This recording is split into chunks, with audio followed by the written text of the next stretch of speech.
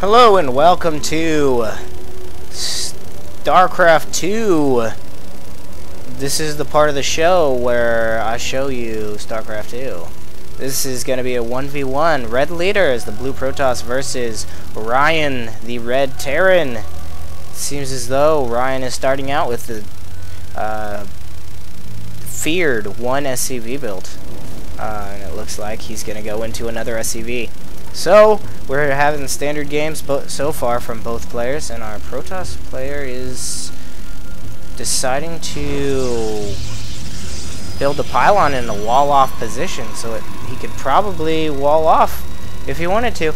I'm not sure if he wants to wall off, though, as this is a Terran, and they have spawned right next to each other. So we could see how this goes. I'm not sure how if he decides to wall off, how well it's going to go. Our Terran player is building supply depot. Nothing really can happen before you build the supply depot in this game unless you go an SCV rush. However, that hasn't been seen since the Bronze League. Yeah, since the supply depot has... seems to have a little crest right there, so...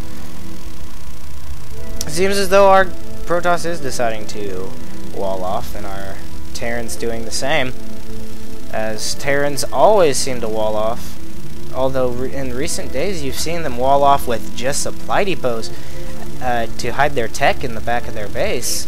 That doesn't really work well against Protoss who go with a robo, because the observer can just chillax in front of the, or on top of the command center. It looks as though this probe is going to mine some minerals and get out of there. He's doing some pretty good scouting, and it looks like the probe's going to escape unscathed. This SCV, however, is just chillaxing, asking for a bruising, and this pylon's going to go down here, so he's not doing a standard wall-off.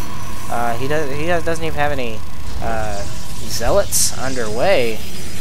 He could build a zealot pretty soon right here. Not really much to do about that, is there? But it looks like he's building a second gateway before his first zealot.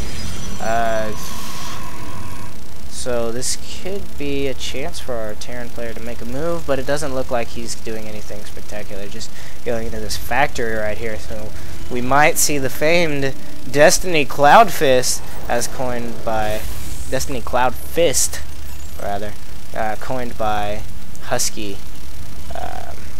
From back in the day. I might not always call it the Destiny Cloud Fist. I might come up with my own catchy name for it, because the 11111 and the Destiny Cloud Fist are already taken. Let's come up with another good one.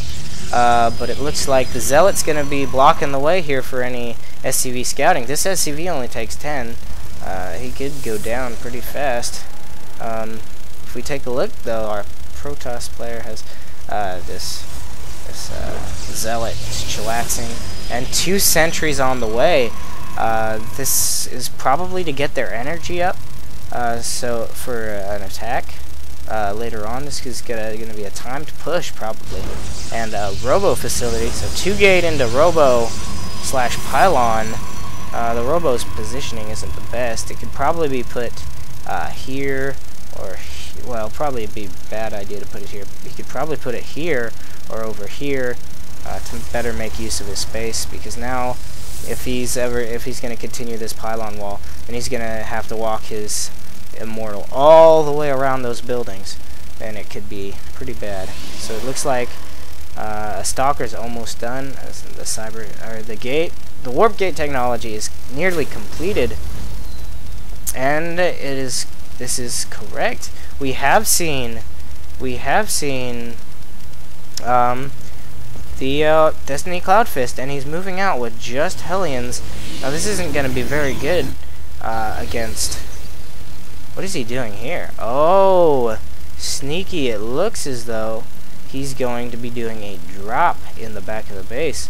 Now this isn't very good with 1 dropship. He would have to build a second dropship in order to really utilize the space, and it looks like a pylon going down here for any shenanigans. So let's take a look at what this medevac is gonna do. Looks like we have another zealot warping in, and these sentries with their intensive shields and energy are going to be moving up now. And it looks like the medevac is dropping the Hellions and some Marines in the back, and our Protoss player hasn't reacted to it yet. Can you see this? Can you see this? He can see it now, and it looks like they're going to take out how many probes? One probe before the reaction commences, and it looks like these probes just chillaxing over here. Need to get out of there quickly, pronto. And it looks like they didn't really get anything done at all, and that was a pretty useless attack. However, it has kept our Protoss player in his base. It looks like we now have plenty of units here. A 3-gate into something or other. And oh, he even supply dropped. Oh, that's terrible. He supply dropped his base. That could be minerals in the bank, but it's a supply drop, so it's not quite the same thing. Hold on, let me bump the... Nah, it'll be fine. Take a look at this. He's got guys queued up. Not for a good situation. He needs to go another barracks or another factory or something. Or another base would be nice. We got a second base, and it looks like our Protoss player is moving out. But so is our Terran player with a lot of SCVs. So this is all in. This is supposed to bring him back into this game. But it looks like that medevac gets sniped, and it's going to be all bad news from here. If he sieges up, then this could be lights out for our Protoss. Our Protoss seems to be backing up into a no escape situation, so if they do it right here, they can block this off, and the units will be perfectly fine. It looks like the tanks are still survived and doing quite a bit of damage. Let's see if these guys survive. They do, and it looks like this tank is gonna be out some money. He probably got bet to see if he could survive, and it looks like he did a tad bit of damage to this sentry, but not enough.